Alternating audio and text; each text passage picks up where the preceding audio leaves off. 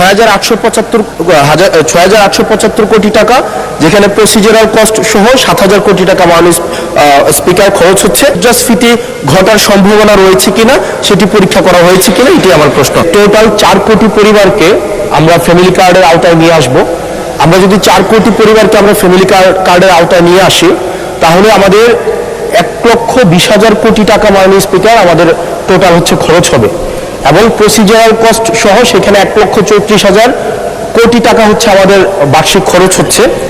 আবার গত সপ্তাহে মাননীয় স্পিকার আমরা ফার্মার্স কার্ডের বিষয়ে জানলাম যে 2,75,00,000 ফার্মার্সকে আমরা ফার্মার্স কার্ডের অধীনে আমরা নিয়ে সরাসরি প্রশ্ন করুন, ভূমিকা বাদ দেন, প্রশ্ন করুন। তো সেখানে 6,875 কোটি টাকা, যেখানে প্রসিজারাল কস্ট সহ 7,000 কোটি টাকা মাননীয় স্পিকার খরচ হচ্ছে।